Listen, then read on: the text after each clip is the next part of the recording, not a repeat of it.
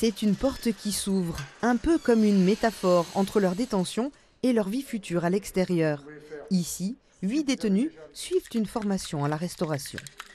On va jouer sur un mélange un petit peu densité de divers jus, plus ou moins épais. On peut finaliser le cocktail avec la déco et on mettra un trait de grenadine vraiment à la fin. Je suis dans le froid et la climatisation à la base, donc la cuisine, le service, le bar, tout ça je connaissais pas. Ça m'ouvre des portes pour une réinsertion sur des emplois comme le service ou dans la cuisine.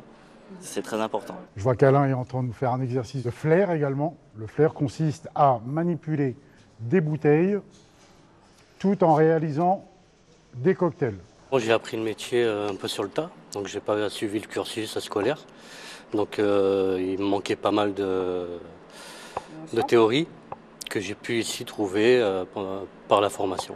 Un enseignement dans un univers carcéral que ce formateur arrive presque à éluder. On occulte le milieu et on est vraiment dans un échange, dans un partage, et c'est beaucoup plus valorisant. On a quelques contraintes sur du matériel, sur des lieux, sur les conditions, mais le cœur même de la formation, la transmission, la réception, ils sont palpables, ils sont là.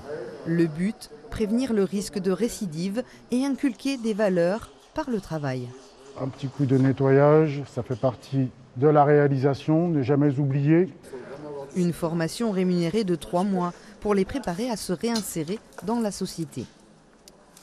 Ce que ça amène, ce type de formation en prison, c'est comme tout un chacun à l'extérieur. C'est la rigueur, l'assiduité, la ponctualité. Voilà, on travaille aussi sur un savoir-être de base qui est forcément indispensable pour la réinsertion des personnes. Des formations espaces verts ou bâtiments sont également dispensées dans cet établissement pénitentiaire. Objectif, faire correspondre les compétences des détenus aux exigences du marché du travail local.